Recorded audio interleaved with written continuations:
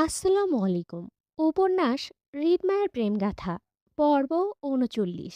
লিখেছেন রিক্তা ইসলাম মায়া। উদ্দেশ্যবিহীন মায়াদের দৌড় শেষ হলো উঁচু পাহাড়ের শেষ প্রান্তে এসে। এখান থেকে এগোনোর পথ শেষ। সামনে মরণের গহীন খান, পিছনে জঙ্গির আতঙ্ক। ওদের ফিরে যাবার পথ বন্ধ। এখান থেকে ঘুরে দৌড়াতে চাইলে ততক্ষণে ধরা পড়ে যাবে জঙ্গির হাতে। মায়া, রাফা দুজন হাঁ করে বড় বড় নিঃশ্বাস নিচ্ছে একে অপরের দিকে তাকিয়ে। দুজনের চোখে আতঙ্ক, ভয় আর অশ্রু। এরপর কি হবে দুজনেই জানে।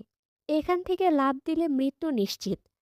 আবার দাঁড়িয়ে থাকলেও জঙ্গির হাতে ইজ্জত খুইয়ে অসম্মানজনক মরতে হবে এটাও নিশ্চিত। দুদিক থেকেই ওদের মৃত্যু নিশ্চিত।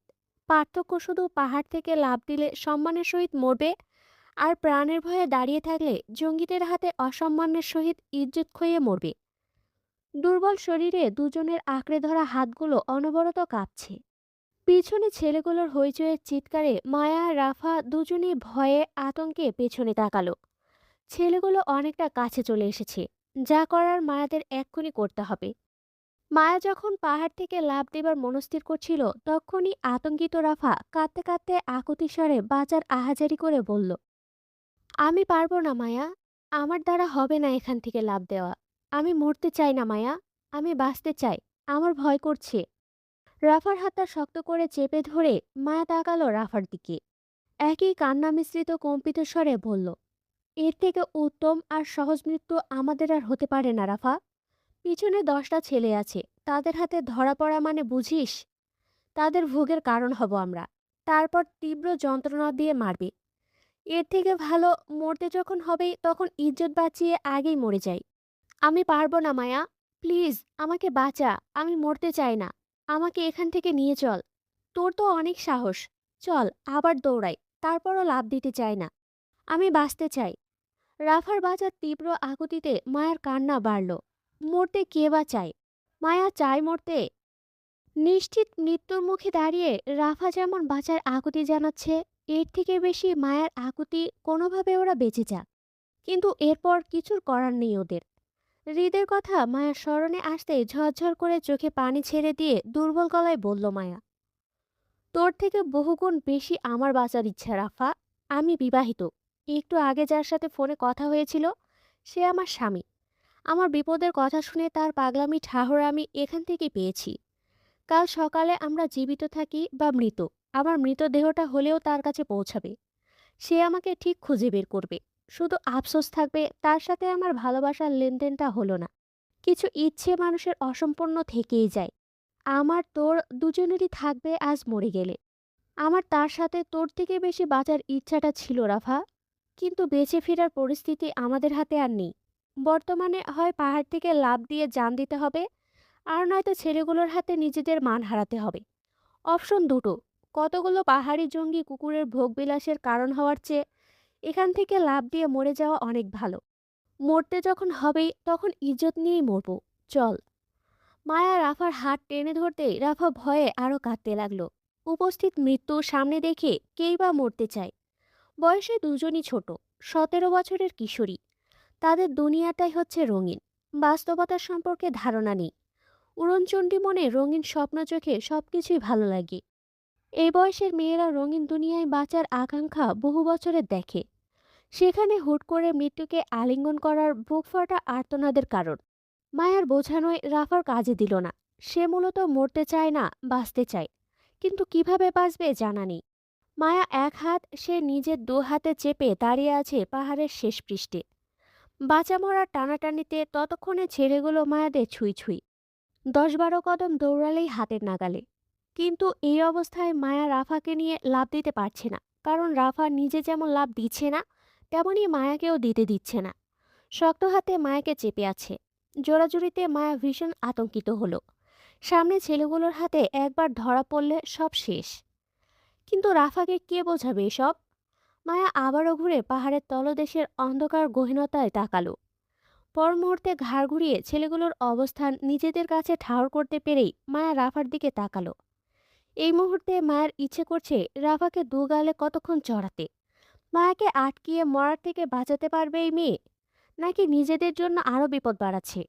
আতঙ্কিত মায়া কি করবে বুঝতে না পেরে হঠাৎ করে রাফার হাত কামড়িয়ে ধরল নিরুপায় হয়ে। ভয়ার্ত রাফা ব্যথায় চিৎকার করে উঠতেই সেই সুযোগে মায়া রাফাকে নিয়ে তৎক্ষণাৎ লাফ দিল পাহাড়ের চূড়ায় হতে। মায়াদের লাফের সাথে সাথে আতঙ্কিত মুখে চেঁচালো বাকি ছেলেগুলো। দৌড়ে মায়াদের অবস্থানে দাঁড়িয়ে হাঁপাতে হাঁপাতে তাকালো পাহাড়ের অন্ধকার তলদেশে। ভয়ার্ত মুখে তারা একে অপরের মুখ চাওয়াচাওয়ি করলো। মূলত তাদের ধারণাতে ছিল না মেয়ে দুটো হুট করে পাহাড় থেকে ঝাঁপ মারবে। এই পাহাড়ি এলাকায় জায়গায় জায়গায় চেনা তাদের। তারা হলপ করে বলতে পারবে মেয়ে দুটো এইখানে ঝাঁপ দিয়ে নিজেদের মৃত্যু নিশ্চিত করেছে। এদের মাঝে ছেলেগুলোর সর্দার মারুপ লোকটা রেগে মেগে গালি ছুড়ল মায়াদের উদ্দেশ্যে। দীর্ঘ সময় দৌড়াদৌড়িতে হাঁপাতে হাঁপাতে বলল, শালির বাচ্চারা আর মরার সময় পাইল না।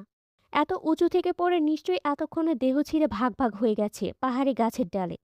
ফ্রিতে বনশেয়ালের খাবার হইল, তারপরও আমাদের ধরা দিল না। মোটা করে রতন ছেলেটা একইভাবে হাঁপাতে হাঁপাতে বলল, ভাই যদি মায়া দুইটা না মরে এইখান থেকে পইরা। হুম, মরবো না তো কি করব।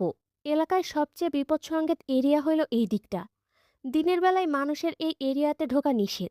আর রাতের বেলা মাইয়া দুইটা এত উপর থেকে ঝাঁপ দিয়া মরবো না তো বাঁচবো তোর মনে হয়? এরপরও যদি না মরে তাইলে নিচে ঝাউবনে আমাদের থেকেও হিংস্র ডাকাত দল বাস করে। কম হলেও তারা ৩০০ বেশি হইব। আমরা ১০ জন মাইয়া দুইটা ভোগ করতাম, এখন ৩০০ ডাকাত দল ভোগ করব। শালার আমাদের ভাগ্যটাই খারাপ। স্বীকার করলাম আমরা, আর মজ লইব অন্য কেউ। ধুর, চল। বিগত ৩ ঘন্টা ধরে পাহাড়িয়ান রাস্তার অলিগলি ধরে পাগলের মতন মায়াদের খোঁজ করে যাচ্ছে আরিফ, রাকিবের সঙ্গে কলেজের মায়াদের সিনিয়র কিছু ছেলে পেলে। তখন মায়া রাফার নিখোঁজ হওয়ার প্রায় ৩০ মিনিট পর জানতে পারল মায়া গাড়িতে নেই। জুই শ্রেয়াদের পাশ থেকে উঠে নিজেদের সিটে গিয়ে বসতে দেখল মায়া নেই পাশে। মায়ার কথা মাথায় আসতেই জুই তাড়াহুড়ো উঠে দাঁড়িয়ে পুরো বাসের চোখ বুলিয়ে কোথাও মায়াকে দেখতে না পেয়ে চেঁচামেচি করে জানালো মায়া বাসে ওঠেনি। আরিফ তখন ক্লান্তিতে বাসের পেছনে সিটে বসে ঝিমোচ্ছিল। জুয়ের চিৎকারে হঠাৎ মস্তিষ্ক তড়াক করে জেগে ওঠে মায়ের মিসিংয়ের ব্যাপারটা শুনে। অবিশ্বাসের মতন তৎক্ষণাৎ এগোলো। মায়ার খোঁজ করে যখন পুরো বাসে হইচই পড়ে গেল, তখন বুঝতে পারল মায়া সত্যিই মিসিং। আরিফের পুরো দুনিয়া ঘুরে ওঠার মতন চক্কর কাটল। এত করে বোনদের চোখে চোখে রেখেও শেষ পর্যন্ত বোনকে হারিয়ে ফেলবে কিভাবে? আরিফ আতঙ্কিত ভঙ্গিতে চিল্লাচিল্লি করে দ্রুত বাস থামিয়ে বাকি বাসগুলোতেও মায়ের খোঁজ করতে গিয়ে জানতে পারে রাফা নামের আরও একটা মেয়েও মিসিং আছে বাস থেকে। রাফার বান্ধবী চৈতি জানায় সেটা। চৈতি মনে করেছিল রাফা অন্য বাসে আছে ওর বেস্ট ফ্রেন্ড সোহানির সাথে, কিন্তু মায়ের নিখোঁজের সাথে সাথে বুঝলো রাফাও গায়েব। পরপর 4টে বাসই থামে পাহাড়ের রাস্তার মাঝে। হইচয়ে সকল স্যার সিনিয়ররা গাড়ি থেকে নেমে পড়ল টেনশনে। এত রাতে মেয়ে দুটো কোথায় যাবে? ওনারাই বা কোথায় ফেলে এসেছে মেয়ে দুটোকে? এত কঠোর নজরদারির পরও এত বড় দুর্ঘটনার জন্য কলেজের কর্তৃপক্ষের কৈফিয়তদারি করতে হবে এজন্য।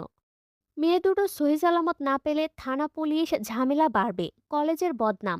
টেনশনে এক একজন টিচার্স ঘেমে জবজব হলো। আতঙ্কিত দেখালো এক একজনের ফেস।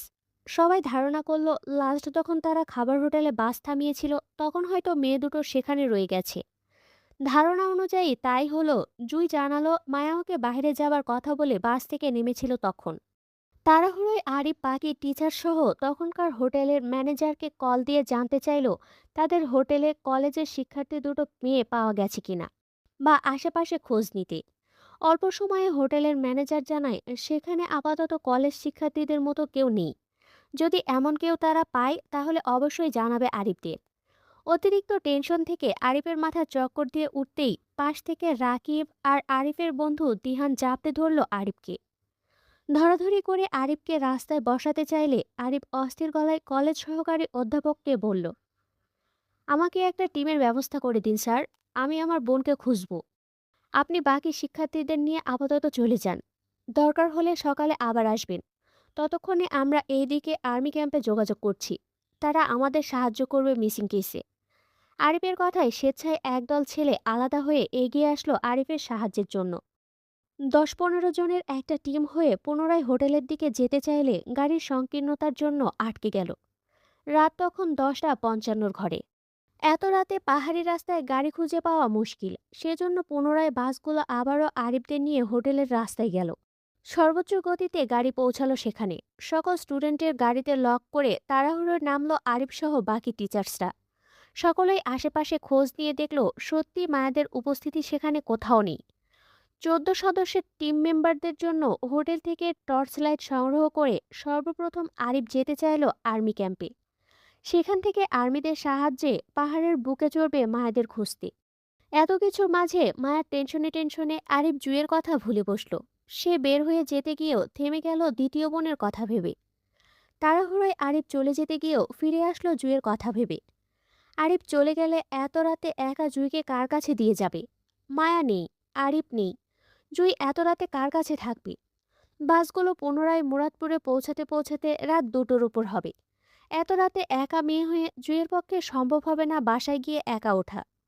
আবার আরিফের সঙ্গেও এত রাতে পাহাড়ি এলাকায় নিয়ে যাওয়া সম্ভব না। ওরা জানে না সামনে কি হবে, কোন বিপদ থেকে কোন বিপদে পড়ে তারা। উত্তেজিত আরিফ এগিয়ে এসে জুয়ের দায়িত্ব দিয়ে গেল অন্য একজন টিচার্সের কাছে। হাত জোর করে রোকেয়া ম্যাডামকে বলে গেল তার বোনকে দেখে রাখতে, অন্তত আজ রাতটা জুইকে ওনার বাসায় রাখতে। কাল সকালে আরিফ গিয়ে নিয়ে আসবে। জুইকে সেফলি রেখে যেতেই আরিফ সকলকে নিয়ে চলল আর্মি ক্যাম্পে। পাহাড়ের বুকে চড়তে হলে অবশ্যই তাদের ট্রেনিংপ্রাপ্ত একজন ট্রেনার লাগবে, যে তাদের পাহাড়ি পথের নির্দেশনা দিবে, আর্মি ক্যাম্পে নিয়ে যাবে। সেটাও সংগ্রহ করলো হোটেল থেকে একজনকে। আর সেই ট্রেনারের সাহায্যে প্রথম গেল আর্মি ক্যাম্পে। মিনতি করার মতন তাদের কাছে সাহায্য চাইলে তারা জানালো সকালের আগে তারা কিছুই করতে পারবে না। এত রাতে তাদের দ্বারা কিছু সম্ভব না। আইনি সাহায্য চাইলে আরিফদের অন্তত সকাল পর্যন্ত অপেক্ষা করতে হবে। অসহায় আরিফ মায়ার টেনশনে সময় ব্যয় না করে আর্মি ক্যাম্প থেকে বের হয়ে একাই চলল বোনকে খুঁজতে। সঙ্গে তাদের 15 সদস্যের টিমটিও ছিল। বয়স্ক ট্রেনার নিয়ে পাহাড়ি পথের অলিগলি চড়তে গিয়ে বেশ কয়েকজন আঘাতও পেল। তাদের মধ্যে আরিফও ছিল একজন। আশাহত আরিফ বুঝতে পারল এই রাতে কোনো আইনি সহায়তা পাবে না তারা। সাধারণ মানুষের সাহায্য কেউ করতে চায় না। মায়াকে হারিয়ে প্রায় ঘন্টা তিনেক মতো চড়তে লাগলো এক পাহাড় থেকে অন্য পাহাড়ের চূড়ায়। রাত তখন 1টার ঘরে। আরিফের টিম মেম্বার যখন মায়াদের খোঁজাখুঁজিতে ব্যস্ত, তখনই দেখা গেল পাহাড়ের রাস্তার বুক চিরে উজ্জ্বল আলোয় কতগুলো ট্রাকের উপস্থিতি। হইচই আর চিৎকারের ভয়ঙ্কর প্রতিধ্বনি হচ্ছে আশপাশটা। পাহাড়ের উপর থেকে সবাই রাস্তার দিকে তাকাতেই দেখল বেশ কয়েকটা ট্রাক একত্রে এই দিকটায় আসছে। সবগুলো ট্রাকে মাল বা অন্য কিছু নেই, বরং ট্রাক ভর্তি অসংখ্য ছেলেদের উপস্থিতি। প্রত্যেকের হাতে টর্চ, হকি স্টিক আর দা নিয়ে হইহুল্লোড় করছে ক্ষিপ্ত ভঙ্গিতে। কাউকে কুপিয়ে মারা তেজ। এত কিছুর মাঝে আরিফ বা ওদের টিম বুঝলো না চোখের পলকে এতগুলো ট্রাকে এতগুলো মানুষ কোথায় থেকে আসলো, কেনই বা আসলো। এই পাহাড়ি বুকে তাদের কি কাজ? দেখতে দেখতে মুহূর্তের মাঝে সবগুলো ট্রাক রাস্তার পরপর দাঁড় করাতেই ট্রাকের সবাই হইহুল্লোড় চিৎকার চেঁচামেচি করে লাফিয়ে নামতে লাগলো ক্ষিপ্ত ছেলেগুলো। সবার হাতে হাতে দা, হকি স্টিক আর উজ্জ্বল আলোর টর্চ বিদ্যমান। চোখের পলকে রকেটের গতির মতো দেখতে দেখতে সবাই ছড়িয়ে ছিটিয়ে পড়ল পাহাড়ের বুকে। হুট করে এতগুলো মানুষের উপস্থিতি দেখে আরিফ আশ্বস্ত হয়ে তাদের কাছে সাহায্যের জন্য এগোতে চাইল। নিজেদের গতিপথ বদলিয়ে গেল নিচে। পাহাড়ের তলদেশে নামতে নামতে দেখল দল বেঁধে আরও একটি ট্রাক উপস্থিত হচ্ছে সেখানে। সবগুলো ট্রাকেই মানুষের একই রকমের হইচই আর চিল্লাচিল্লি কলরব শোনা যাচ্ছে। রাকিব বোকার মতন দাঁড়িয়ে থেকে সবগুলো ট্রাক গুনতে চাইল। ওর ধারণা মতে না হলেও 20টা ট্রাকের ঊর্ধ্বে হবে লাইন বেঁধে চলছে একটার পর একটা। একটা ট্রাকে কম করে 50 জন মানুষ দাঁড়িয়ে থাকা অবস্থায় আছে, তাহলে 20টা ট্রাকে 1000 জন মানুষ হবে। এত মানুষ এত রাতে কোথায় থেকে আসলো? তারা এত ক্ষিপ্ত ভঙ্গিতে পাহাড়ের বুকে কি খুঁজছে? রাকিবের মতো কি ওদের কেউ মিসিং নাকি? নির্জন এলাকায় হুট করে অসংখ্য মানুষের আভাস পেয়ে বুক ভরা আশা নিয়ে তাড়াহুড়োয় সেদিকে দৌড়ে গেল আরিফ, রাকিব সহ তাদের দল। হকিস্টিক হাতে ছেলেগুলোর কাছাকাছি যেতেই ক্ষিপ্ত ভঙ্গিতে প্রায় একদল ছেলে আক্রমণ করে বসলো আরিফকে। উত্তেজিত পরিস্থিতিতে হুট করেই কেউ কারো চেহারা দেখার সময় পায়নি। কিন্তু চোখের পলকে এক দফা মার আরিফদের উপর দিয়ে চলে যেতেই হঠাৎ পরিচিত কণ্ঠের রাহাত সবাইকে ঠেলে থামিয়ে দিতে দিতে চিৎকার করে বলল, এই দাঁড়া দাঁড়া, আর মারিস না। এটা আমাদের আরিফ ভাই। উনিও হয়তো ভাবিকে খুঁজতে এসেছে আমাদের মতো। থাম থাম, তোরা থাম। হাতে ঠেলে সবাইকে থামাতে থামাতে লাঠির আঘাতে বেশ আহত হলো সবাই। টর্চ লাইটের আলো আরিফদের উপর পড়তেই বুঝলো তারা সবাই অতি পরিচিত মানুষ। আরিফ নিজের এলাকার পরিচিত রাহাত ও তাদের সঙ্গীদের দেখে উত্তেজনায় ঝাঁপটে জড়িয়ে ধরল খুশিতে। এই বিপদের সময় এই বুঝি মায়াকে খুঁজতে সবাই সাহায্য করবে ওর। আরিফ কিছু বলার আগেই রাহাত আরিফকে আশ্বস্ত করে বলল, চিন্তা করবেন না ভাই, ভাবির কিচ্ছু হবে না, আমরা সবাই আছি। পুরো পাহাড় ছেকে হলেও ভাবিকে খুঁজে বের করব। শুনলাম ভাবির সাথে নাকি আরো একটা মেয়ে মিসিং আছে। রাহাত কাকে ভাবি ডাকছে তখনও বুঝল না আরিফ। আরিফের ধারণা মায়ের সাথে যে মেয়েটা আছে তাকে হয়তো রাহাত ভাবি ডাকছে। সেজন্য আরিফ রাহাতকে শুধিয়ে ছাড়তে ছাড়তে বলল, তোমাদের ভাবির সাথে আমার বোন মায়া মিসিং, প্লিজ তোমরা আমাদের সাহায্য। আরিফকে বলতে না দিয়ে রাহাত পুনরায় বলল, আপনি চিন্তা করবেন না, আমরা ভাবির জন্যই এসেছি আরিফ ভাই। ঢাকা থেকে ভাইও আসছে, ভাবিকে আমরা অবশ্যই খুঁজে পাবো ইনশাল্লাহ। আরিফ কিছু বলার আগেই দেখলো সেখানে একে একে উপস্থিত হলো আর্মি, র্যাব, ফোর্সের দল বেঁধে গাড়ি, লাল নীল সিগন্যাল জ্বালিয়ে। কে বা কারা আর্মি, র্যাব বাহিনীকে খবর দিল আরিফ জানে না, তবে এর পিছনে অবশ্যই ক্ষমতাধর কারো হাত আছে। নয়তো যেখানে আরিফ 1 ঘন্টার মতন সময় ব্যয় করেও একটা আর্মি সদস্যকে রাজি করাতে পারল না ওদের সাথে আসার জন্য, সেখানে বন্দুক হাতে যুদ্ধের প্রস্তুতি নিয়ে দলে দলে আর্মি আর কালো পোশাকধারী র্যাব বাহিনী চলে আসলো মায়াদের খুঁজতে। আরিফ, রাকিব শুধু বোকার মতন দাঁড়িয়ে রইল। মূলত তারা বুঝতে পারছে সবাই মায়াদের খুঁজে এসেছে, কিন্তু কে এত বিশাল ক্ষমতাধর আয়োজন করলো দুটো মানুষকে খুঁজতে। আরিফের নিজের ভেতরের কৌতূহল চেপে সবার সাথে পাহাড়ের চূড়ায় চলল মায়াদের খোঁজে। অল্প সময়ের ব্যবধানে অন্ধকার পাহাড়ি এলাকা হয়ে উঠল দিনের আলোর ন্যায় উজ্জ্বল। পাহাড়ি গাছগাছালি থেকে মানুষের কলরবের শব্দ বেশি। একত্রে হাজার হাজার মানুষের আগমনে বন পশুগুলোরও ভয়ার্ত চিৎকার শোনা গেল চারদিকে। চোখের পলকে পাহাড়ের বুক চিরে ছিটিয়ে পড়া আর্মি, র্যাব আর হৃদের পাঠানো হাজার হাজার ছেলেপেলে। দূর থেকে যে কেউ দেখলে বলে দিতে পারবে পাহাড়ের বুকে কোনো কিছুর অভিযান চলছে জড়সড়। চারদিকে শুধু আলোর মেলা। সেখানে অল্প সময়ের ব্যবধানে অন্ধকার আকাশে দেখা গেল উজ্জ্বল আলোর আলোকিত হেলিকপ্টার। এতে কে বা কারা আছে আরিপ্রাবাদে সবাই জানে। রাত তখন 1:28 ঘরে। তুমুল শব্দ করে হেলিকপ্টারের পাখা রাউন্ড রাউন্ড ঘুরে নামলো পাহাড়ি উন্মুক্ত রাস্তায়। পাখার তীব্র বাতাসে উপস্থিত মানুষ হতে পাহাড়ের ছোট বড় গাছগাছালি ডালপালা নুয়ে নুয়ে পড়ছে একে অপরের গায়ে। আশেপাশে মানুষজনের দাঁড়িয়ে থাকা অসম্ভব হয়ে উঠতেই সবাই দূরে গিয়ে দাঁড়ালো হেলিকপ্টার থেকে। তীব্র গমগমের শব্দে পরপর 9টি হেলিকপ্টার নামলো একই পাহাড়ি রাস্তায়। প্রথম হেলিকপ্টার থেকে হৃদের সাথে আসিফকে লাফিয়ে নামতে দেখা গেল। বাকি 8টা থেকে বন্দুক হাতে বডিগার্ডদের লাফিয়ে বের হতে দেখল সবাই। হৃদকে দেখেই আরিফ বুঝতে পারল এসব ক্ষমতার উৎস কোথায় থেকে এসেছে। হয়তো রাফা নামের মেয়েটির সাথে হৃদের ঘনিষ্ঠ সম্পর্ক থাকতে পারে ভেবেই আরিফ হৃদকে নিয়ে এত মাথা ঘামালো না। তার এই মুহূর্তে বোনকে দরকার, সেজন্য আরিফ হৃদকে দেখে এগিয়ে গেল সামনে। উদ্দেশ্য হৃদকে জানাবে তার বোন মায়াও মিসিং রাফার সাথে। উত্তেজিত হৃদ হেলিকপ্টার থেকে লাফিয়ে নামতেই আর্মি, র্যাব, ফোর্সের দুজন কমান্ডার এগিয়ে আসলো হৃদের সঙ্গে সাক্ষাৎকারে। অস্থির উত্তেজিত হৃদের মেজাজ বোঝা দেয়। হিংস্রত্ব রাগে চোখের পাটা ফুলে আছে লাল লাল হয়ে। ঘায়েল বাঘের ন্যায় হিংস্রত্বের গর্জন ছাড়বে যে কোনো সময়। দৃষ্টিতে সে কি তেজ, কিন্তু মুখের ভাষা নিশ্চুপ। কালো শার্টের হাতাগুলো টেনে গোটাতে গোটাতে সামনে এগোতেই পিছন থেকে আসিফ একটা বন্দুক এগিয়ে দিতেই সেটা দক্ষ হাতে তুলল হৃদ। ডান হাতে বন্দুক চেপে বাম হাতে ট্রিগার পয়েন্ট টানতেই পথ আটকে দাঁড়ালো দুজন কমান্ডার। হৃদকে আশ্বস্ত করতে চাইল তারা মেয়ে দুটোকে অতি শীঘ্রই খুঁজে পাবে, কিন্তু ক্ষিপ্ত হৃদের তাদের ভালো কথাই পোষালো না। মেজাজ হারিয়ে দাঁত পিষে বলল, আশেপাশে যেখানে যাকে পাবেন সবাইকে বন্দী করুন। ছোট বড় ছেলে বুড়ো, চোর ডাকাত, জঙ্গি সন্ত্রাস, যাকে পাবেন আমার সবাইকে বন্দি চাই। এই রাতে পাহাড়ের বুকে থাকা একটা মানুষও যাতে পালাতে না পারে সেটা শিওর করুন। আমার সবাইকে মানে সবাইকে বন্দি চাই। Got it? হয়ে যাবে মিস্টার খান। আপনি হৃদ ভাই। কমান্ডারের কথা শেষ করার আগেই সেখানে উপস্থিত হলো আরিফ। উত্তেজনায় কমান্ডারের কথার মাঝেই কথা বলে ফেলল হৃদকে ডেকে। হৃদের খিচে থাকা মেজাজ তড়াক করে তপ্ত আগুনের ন্যায় জ্বলে উঠল আরিফের উপস্থিতি দেখে। মেজাজ হারিয়ে মুহূর্তের মাঝে হিংস্র বাঘের ন্যায় থাবা বসালো আরিফের শার্টের কলারে। চোখের পলকে কারো কোনো কিছু বুঝে ওঠার আগেই পরপর শক্ত হাতে ঘুষি পড়ল আরিফের নাকে মুখে। উপস্থিত সবাই থম্মত খেয়ে গেল হৃদের হঠাৎ কাণ্ডে। আসিফ দ্রুত সবাইকে ঠেকিয়ে হৃদকে জাপটে ধরল আরিফকে আঘাত করা থেকে। একা আসিফ হৃদকে সামলাতে মুশকিল হচ্ছে দেখে পরপর সঙ্গে সঙ্গে আরও দুজন কমান্ডার এগিয়ে এসে হৃদকে জাপটে জড়িয়ে ধরল আরিফের থেকে ছাড়াতে। টানাটানি করে আরিফ হতে হৃদকে ছাড়িয়ে নিতেই ভয়ঙ্কর মেজাজে চেঁচালো হৃদ। আরিফকে উদ্দেশ্য করে ফের তেড়ে যেতে চেয়ে গর্জে উঠে বলল, হারামির বাচ্চা, তুই থাকতে আমার বউ হারালো কিভাবে? বোনকে যদি দেখে রাখতে না পারিস তাহলে দায়িত্ব নিতে গেলি কেন? তোকে কে বলেছে আমার বউকে ট্যুরে নিয়ে আসতে? আমার পারমিশন নিয়েছিলি?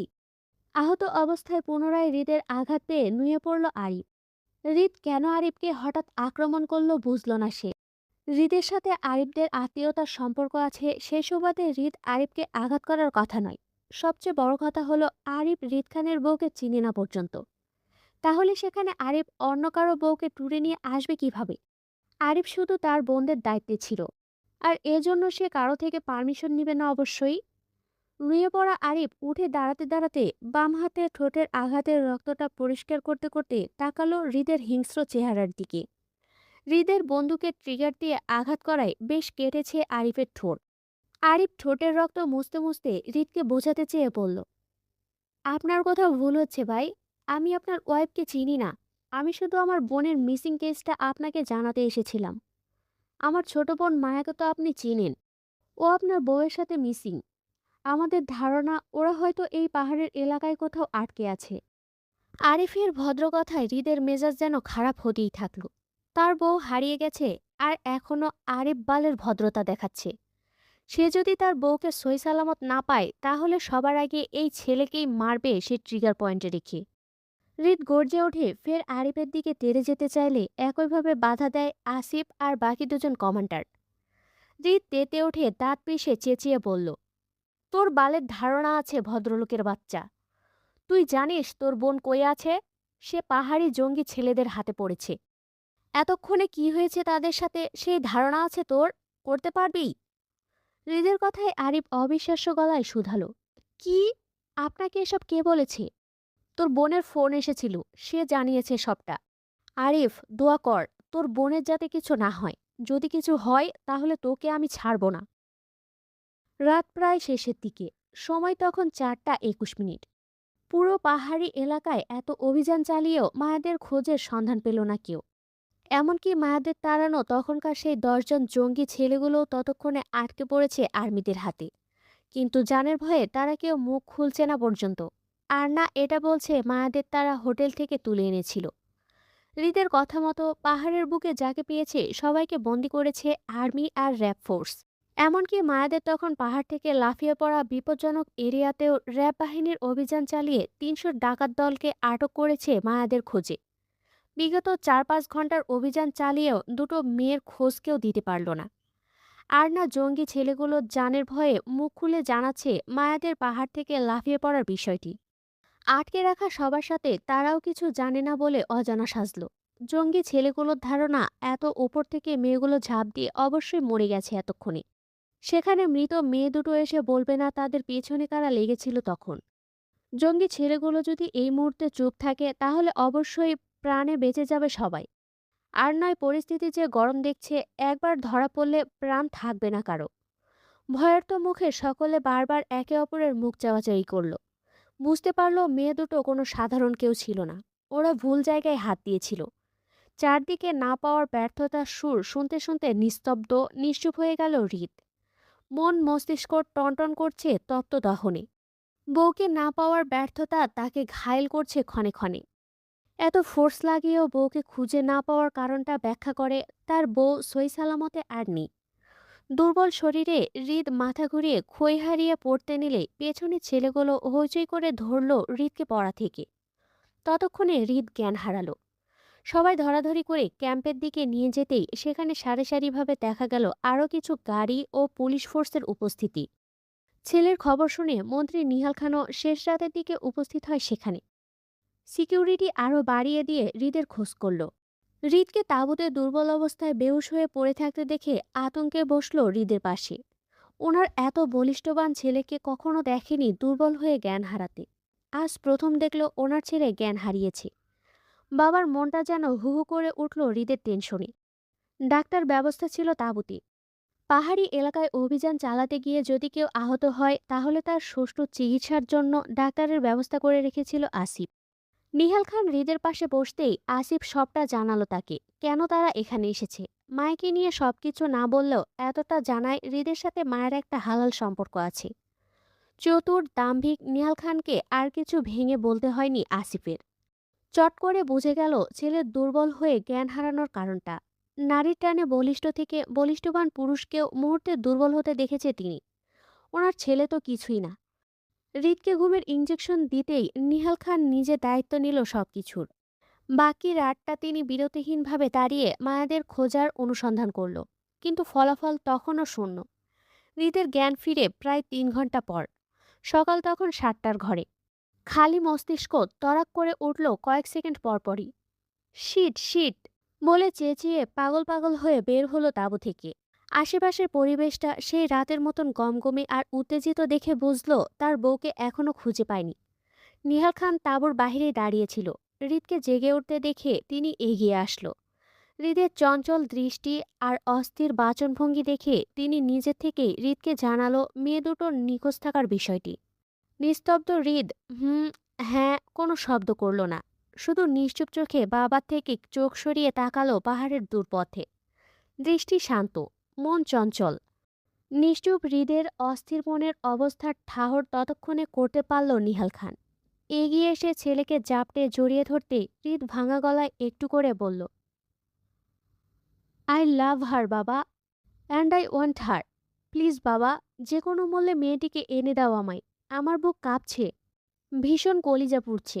মনে হচ্ছে নিঃশ্বাস আটকে মারা যাবো ওকে ছাড়া। প্লিজ বাবা, আমার আবদারটা রাখো। এনে দাও আমার বউকে, নয়তো আমি পাগল হয়ে যাব বাবা। নিঃশ্বাস আটকে মরে যাব। প্লিজ বাবা, সেভ হার, প্লিজ।